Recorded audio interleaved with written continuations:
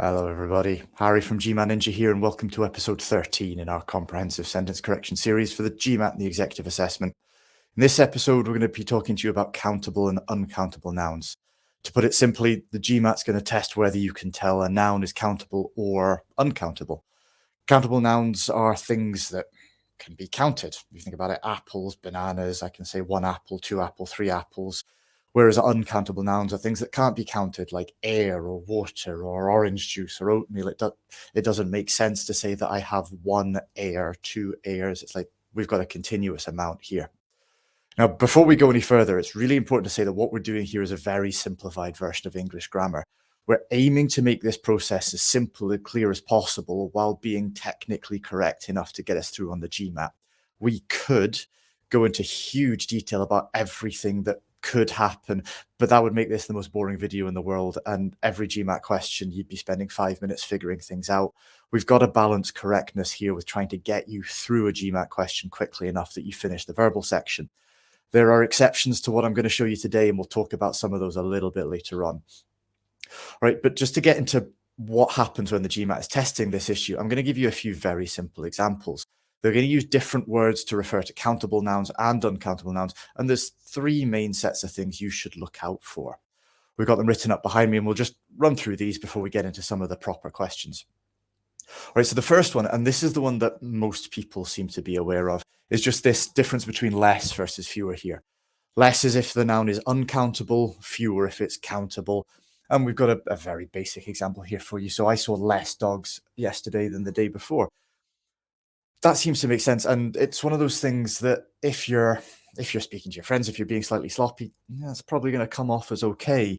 But if you think about it, dogs, the things we're counting about here, those are countable. I can have one dog, two dogs, three dogs. You can't have half a dog. That gets a bit weird. We can't split them up any more than that. And so the use of less here, that's not going to be correct. Because dogs are countable, I should be using fewer instead. So I saw fewer dogs yesterday than the day before would be the correct way of putting that. Right, now the next two examples we got here are a little less well known.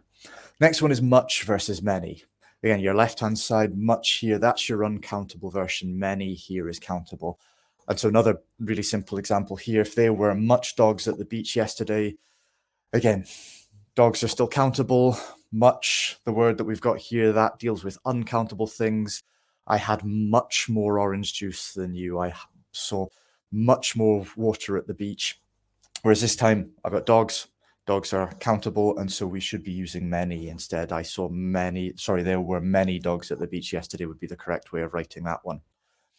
Final one, amount is going to be your uncountable version and number is going to be your countable one. So very similar final example here. We're still talking about our dogs, and it doesn't make sense to say that you saw a large amount of dogs. I saw a large amount of water, a large amount of air, a large amount of sand. These things are all uncountable. Whereas for my dogs here that are countable, I want to be using number. I saw a large number of dogs at the beach. Right, so those are the sorts of things you're looking out for. Now, as I said earlier, there are times when this really simplified version won't work. GMAT sentence corrections are all about context, and sometimes this simplified way of looking things isn't enough, but it's going to get you most of the way, and it's going to get you there in a reasonable amount of time. So one example of an exception that I could think of is when you talk about weight. I could talk about how many pounds of fish did you buy yesterday.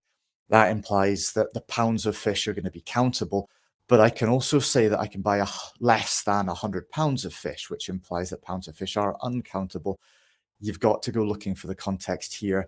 The reasons why this exception works are kind of outside the scope of this video. As I say, I don't want to get too deep into the nuances of English grammar, but what we can say is the GMAT is very unlikely to test you on such a marginal example. If they do, all you can really do is keep your human brain plugged in, don't get too mechanical, and as we've said throughout this series, just think about the context and meaning of the sentence, and it should work out. All right, so today I've got 4 official examples for you. I'll get the first one up on the screen in a second, but quick disclaimer first, as usual, there may be other things that you could look at in this problem, but since you're watching a video on countable and uncountable nouns, I suggest you focus on those issues first. Right, you've got a couple of minutes to think this one through, and I'll see you back here soon to go through it together. Good luck.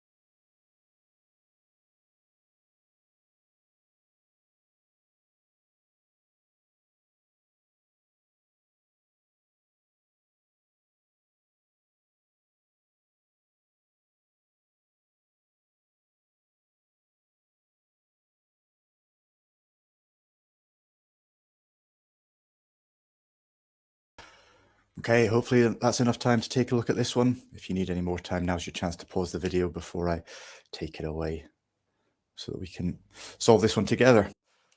All right, so first one of these. As we said at the start, you've got those three main differentials: the less, fewer, the much, many, the number, amount, and hopefully those are going to start jumping off the page at you as we go through more and more of these questions. So in this one, just starting with A, right at the top, we can see there's a less here. So we're straight into this. We're straight into this countable, uncountable thing. Now, first thing we've got to look at is what is that describing? What is less? What noun is that modifying? And we've got this here, the 400 Sumatran rhinos. Now, I mean, I've got a count there. I can count the number of rhinos that we've got in this sentence, 400 of them. Rhinos are countable. And so rather than less, we should be using fewer here, which means that straight away, doesn't matter what's in the rest of this. I know this is a long question with lots of underlined portion. Doesn't matter what's in the rest of this, we can cross A out. Now, I haven't written out the whole of B because straight from the start, we can see as well that this one starts with a less, and we're still talking about these Sumatran rhinos. They're still countable. We should be using fewer rather than less. And so B goes. And looking through the rest of them, we're seeing if we can see that same thing again. And down here on the E, we've got less. Still talking about those Sumatran rhinos, should be fewer. And so E can go as well. And so countable and countable issues they're great if you see them in a sentence because often we can get rid of a number of answer choices very, very quickly. And in this case, we're very quickly down to C versus D here.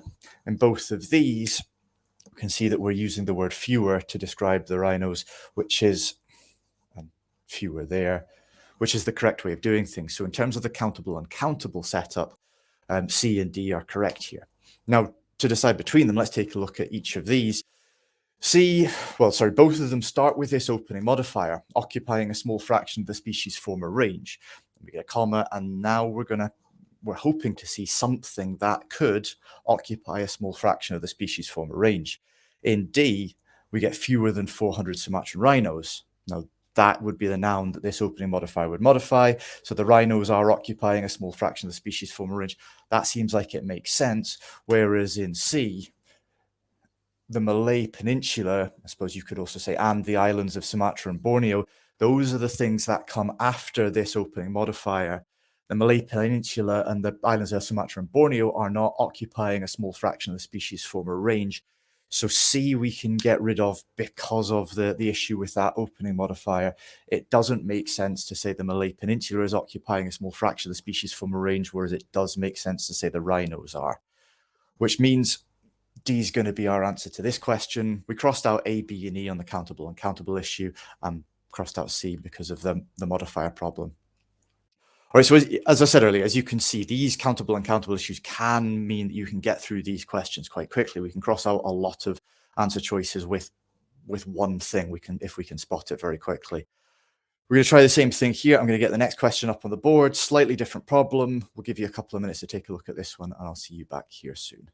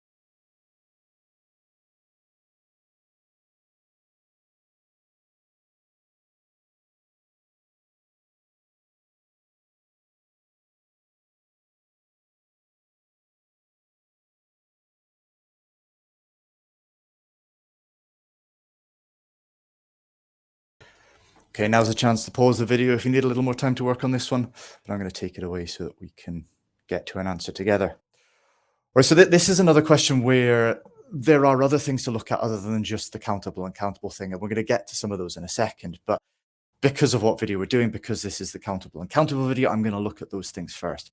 And I'm hoping that these issues are beginning to jump off the page here, that you're beginning to see them in these questions. At the end of the underlined portion in A, we've got this fewer. In B, we've got less. In C, we've got fewer. D, we've got less. E, we've got fewer. These are all talking about the same thing. And our first decision in this question is whether that thing, these fibres, just after the underlined portion in the original sentence, whether that is going to be countable or uncountable. Now, if we think about what's going on here, I've got surgical cuts made along these fibres. I could cut one fibre, I could cut a second fibre, I could cut a third fibre. I'm talking about a number of fibres. These things are countable, and so we're going to want to use fewer and not less. And so for that reason, I'm going to be able to get rid of B and D, and we can cross those answers out. Now, as I said before, as you can see, if we spot these countable and uncountable issues, you can begin to get rid of answer choices very quickly. We can move through these questions nice and efficiently. Now we've got 3 answer choices, and we're looking for something else to deal with here. Now, just continuing on from where we were, the next thing I'd like to look at is we've got this and, so we've got some parallelism, and I've got is, so I've got a verb here. Now, I'm just going to check out the parallelism just to see where this goes. And then the is a verb, so the nearest verb I can deal with, nearest verb that makes sense to make it parallel to is this sever. And so what we're looking at here is these surgical cuts made along these Langer's lines sever fewer fibres, and the surgical cuts is less likely. Well, surgical cuts is plural, is singular. On a subject-verb issue there, that gives me enough to get rid of A. And I can begin to use this to check out the other answer choices. So in C, I've got a surgical cut made along these so-called Langer's lines, severs fewer fibres. I'll add the bit in here. And is, this time I've got a singular, a surgical cut, severs fewer fibres, and is.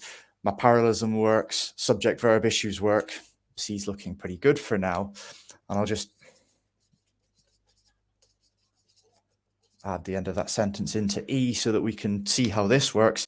A surgical cut made along these Langer's lines is less likely to leave an unsightly scar. The second bit of the parallelism works okay here.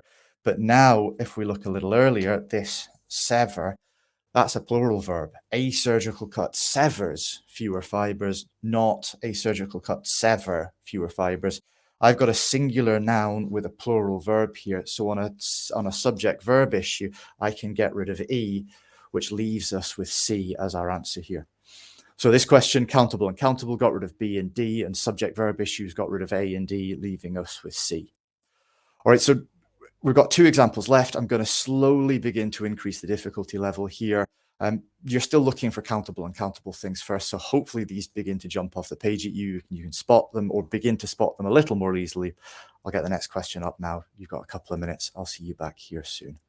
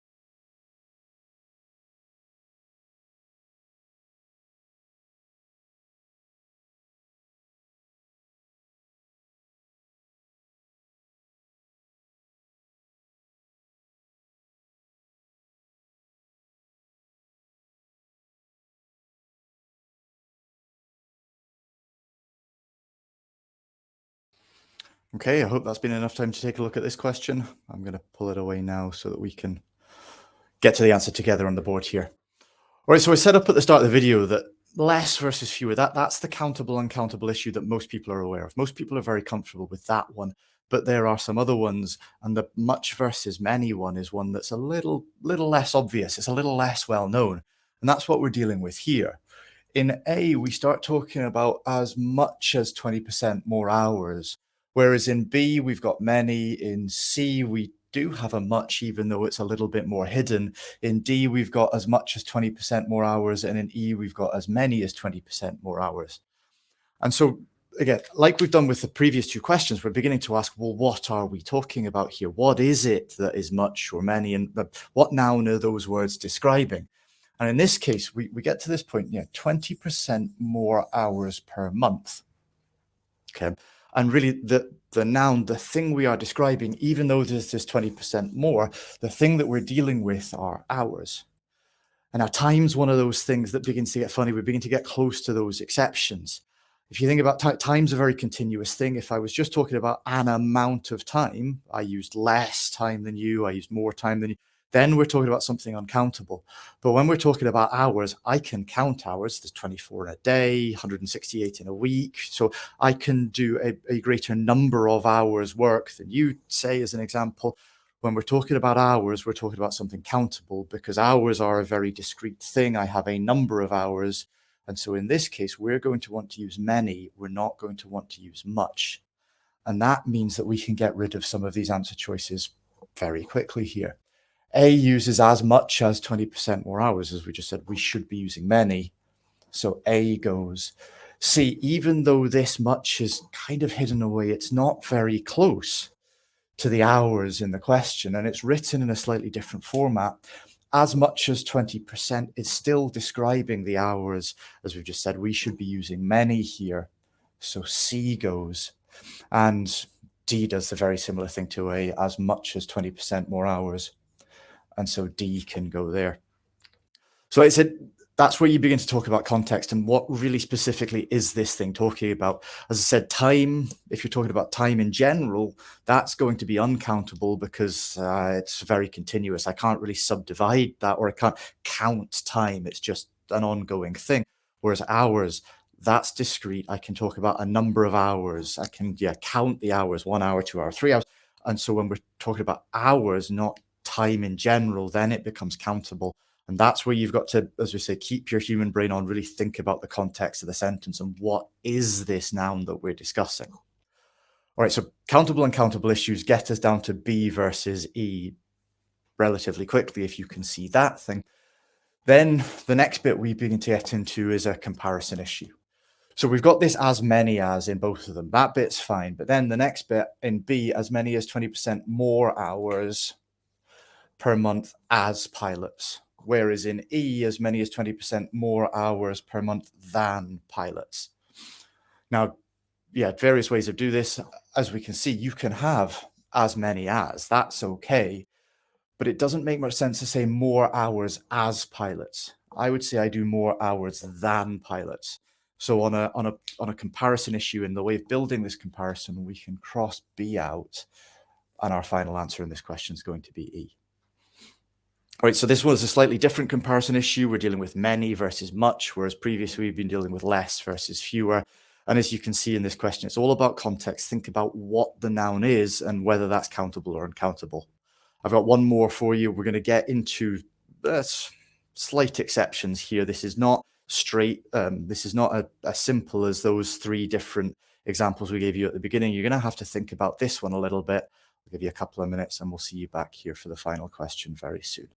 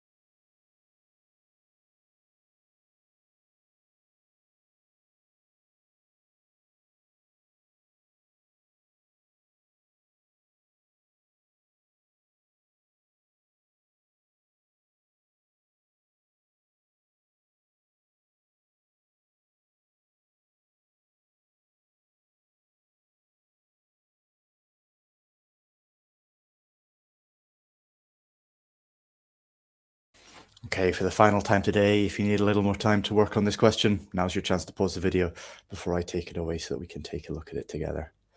All right, so as I set up at the start of the video, you've got those three main types of countable and uncountable issues. You've got the less versus fewer, you've got the much versus many, and we've got the amount versus number. And there are going to be exceptions, and this question is going to be one of them. And when that happens, what you should be doing is keep your human brain on. Just let's look at the context of the sentence. Let's use that very literal way of reading the meaning that we should do on GMAT sentence correction and see if this makes sense. And so we'll go through that, and I'll show you what I mean by a second. So in A, we've got this downzoning allows for more open space in areas where little water or services exist. So to get into this question, I've got an or in the middle there. So I'm going to start checking out the parallelism here. Right after the or, I've got these services, and the thing that it makes most sense for that to be parallel to is going to be the water just in front of the or. So the downzoning allows for more space in areas where little water exists. Downzoning allows for more space in areas where little services exist. So when we talk about little water, that kind of makes sense. I can have a small amount of water. I can have little water. But this begins to make less sense when we talk about little services. Does that mean that I have a small number of services, or does it mean that the services I have themselves are very little? And sort of say the way that the meaning works, if you be very literal about it, it means the latter, that these services themselves are small. And if you think about what this sentence is really getting at, what it's trying to say, it doesn't make sense to say that the services themselves are small. We want to say that there are a small number of them. We want to say that there are very few services that are existing. We don't want to say the services themselves are little, which is what A implies with the way it's set out, this parallelism. So for that reason, we can cross A out because we don't want to talk about little services. B is almost identical. It's just we've got this change in the verb. In A, it was singular. In B, it was plural. That's something that we're going to get into in a second. But for A and B, doesn't really matter that much because we're still talking about the little services that we were dealing with in A. So for the same reason as A, we can get rid of B. All right. Now C, this is where the countable and uncountable thing begins to fix itself. We've still got the little water that we had earlier, and we said that, water is uncountable. I can use little to talk about water. It just means that I have a small amount of water. The services, we don't want to say they're little. We want to say there's a small number of them because services are countable. I can use the word few there. And so in terms of the countable, uncountable issue, C is working out just fine. Problem comes is that we've got this singular verb at the end of C, and I'm using the word and here. And so in that case, these two things, well, multiple things if we're talking about multiple services, I've got multiple services, I've got water, all of this is wrapping together. I've got a plural subject, but I've got a singular verb. And so in that case, because I've got a subject-verb issue in C, even though the countable, uncountable issue works, I can cross C out. For D, we're back to the same issue we were dealing with A and B. I've got that parallelism, water and services together. We're using little to describe both of them. For the same reason we got rid of A and B, I can get rid of D too, which leaves us with E. So we've not looked at it yet. Hopefully there's nothing in it. Otherwise we're in trouble here. But in E, I fixed the countable and uncountable issue again. Few services, little available water. There's an and here. So we've still got that plural issue with the subject in the same way we had with C, but this time I've got a plural verb. So E has fixed all the issues we've had with every other question. The countable and uncountable issue works. I'm not using little to describe the services. I've got few services, little water. There's a plural noun that's dealing with all of them. E looks good, and we should take E to be our answer here. All right, as I said, this is one of those questions that's a bit of an exception, but as you can see, you can begin to just check the meaning, treat the meaning very literally, and just check the context. It doesn't make sense to say we're dealing with little services there. There are a small number of services. It's not that the services themselves are very small. And if you go about these questions in that way, you should be able to make it through. You've got those three standard countable and uncountable things. You've got the less versus fewer, the amount versus number, and the much versus many. Those can help you get through some of the questions very quickly, as we saw earlier. But when there is an exception, keep your human brain on and just think through the context of the sentence. All right, that's all I've got for you today. I hope this has been helpful, and we look forward to seeing you back here for some of our other sentence correction videos. Have a good day, everybody. We'll see you again soon.